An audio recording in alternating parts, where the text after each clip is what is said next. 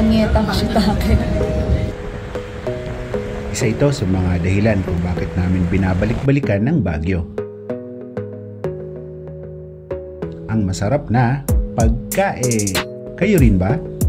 Sa video na ito ay isi-share namin ang 3 cafe na na-try namin.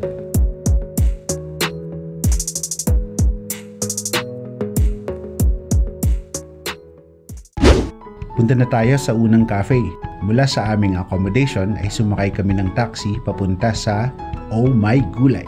Ang Oh My Gulay ay matatagpuan along Session Road, kaya naman madali lang itong puntahan. Ito ay nasa La Azotea Building sa 5th floor. Para sa mas updated at tamang operating hours ay pumunta sa kanilang Facebook page. Hello, gutom na kami.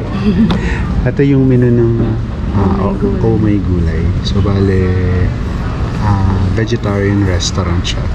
Tapos nakakatawa yung mga title ng menu nila. Merong Caesar Asar, Lapu-Lapu Lumpia, Ang Pinoy KKK Sliders. Ano siya? Hero inspired. Kapitan Kabote Omelette, General Lunas Punyetang Shiitake. Seryoso ba? Ay ano? Brocha ni Antonio Luna, pasta mestizo. Meron silang soup, palibhasa, kalabasa.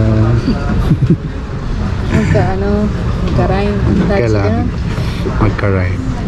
Okay, so order na po kami guys. Mamaya balikan namin kayo kung masarap siya. Bonifacius Waldo. Bonifacius. Yes.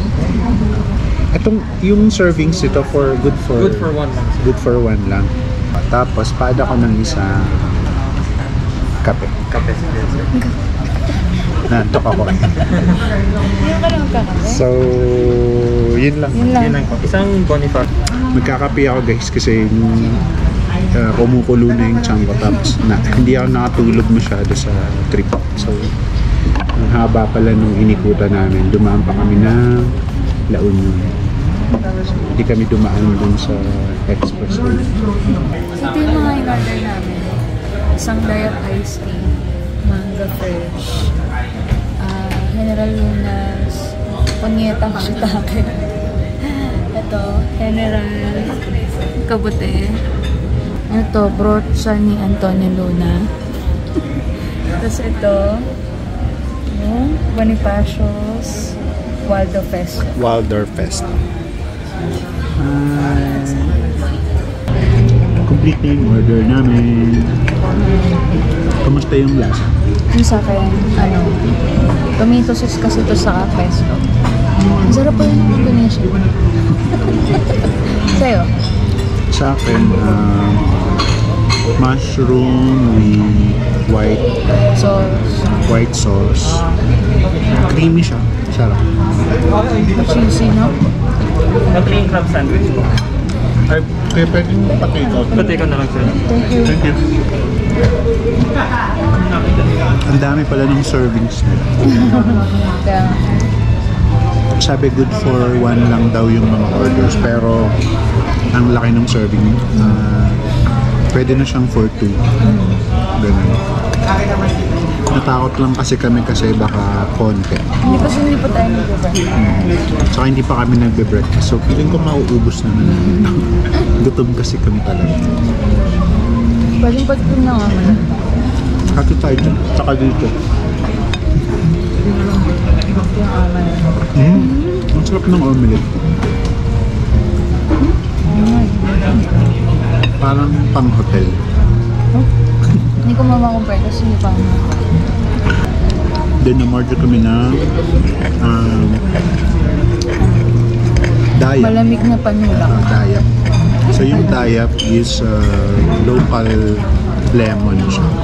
Sa akin, fresh manga. So, sulit dito. Yung price nagre-range siya sa mga 100, 180. Yung price niya is mga around 200. 180 to 200. So, sulit na siya.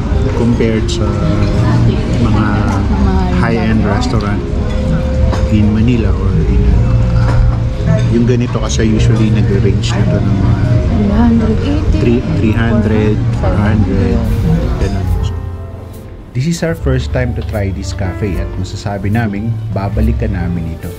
Bukod sa kanilang masarap na pagkain, ay very relaxing din ang ambience. Sa gitna ng cafe ay mayroong indoor garden. Pag gusto mo ng break from noisy city at magkape, this is the perfect place to dine in. Narinig din namin na ang mga artworks dito ay gawa ng mga local artists. Ang galing at nakaka-relax talaga.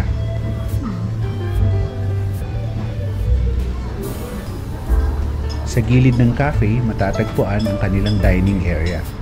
We suggest you walk around at humanap ng perfect spot para umupo.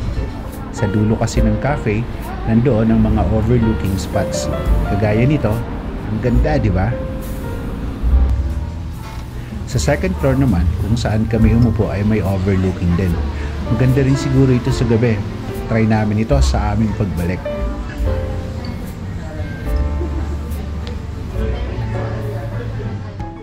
Punta na tayo sa susunod na cafe. Mula Oh My Gulay ay naglakad kami papuntang Cafe by the Ruins. Ang cafe na ito ay matatagpuan sa tapat lang ng Burnham Park, kaya naman madali lang din itong puntahan.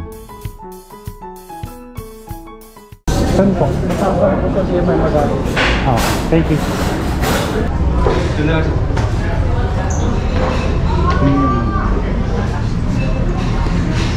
Sa wakas nakapasok na rin kami. Ilang oras tayo naghintay? Almost 1 hour. Kasi walking kami. And blockbuster talaga yung view. Ibig sabihin, sikat talaga. Bali pang 7 tayo. Pang 7 kami sa list. Tapos, most of them are big groups. Bali yung drinks sila ma'am, isang buko juice na strawberry po. Strawberry shake po yung isa, yung isa buko juice. Thank you po.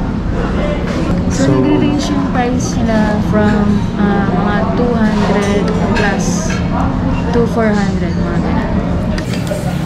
Tikman mo nga. Meron din siyang pusit. Sweet. Malalasahan yung turmeric.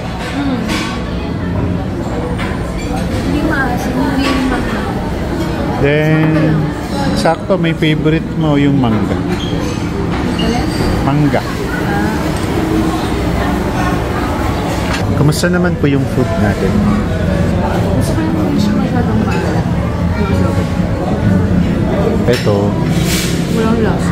hindi siya maasim. Hindi rin siya, Maanghang. hindi rin siya maanghang. So, ano lang siya, sobrang mild lang. And then, yung ina-expect ko rin sa adobo with mangga, ang thinking ko, yung sauce niya habang niluluto yung adobo, may nakahalo na na mangga. Yun kasi yung naisip ko.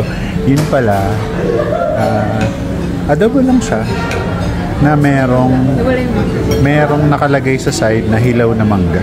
So, yun yung namin na opinion namin kasi iba-iba naman ng panlasa yung mga tao, but ang conclusion namin is baka yung specialty nila is for as cafe, yung breakfast, yung bread, so tsaka yung mga morning drinks nila. So yun, if you have different opinion or different comment sa food or may masasuggest kayo na masarap talaga na specialty dito, please do share it. Ang nagustuhan lang ko talaga dito is yung lasa ng strawberry shake kasi lasang-lasa mo yung strawberry, fresh siya. So yun, punta na tayo sa last na cafe. Ito ang Chocolate di Baterol.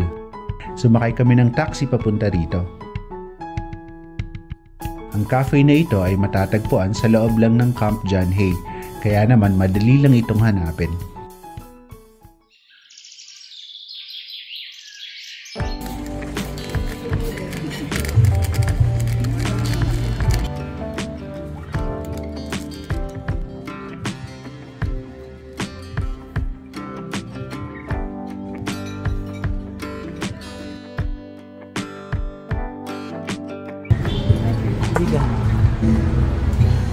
Thank you. Suka.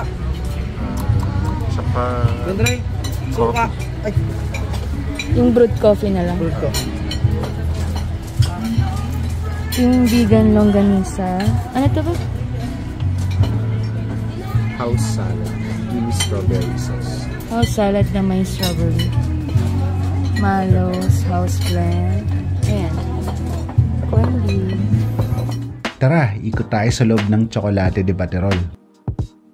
Meron silang indoor at outdoor dining. Nakaka-relax din dito parang sa Oh My Gulay kasi may garden.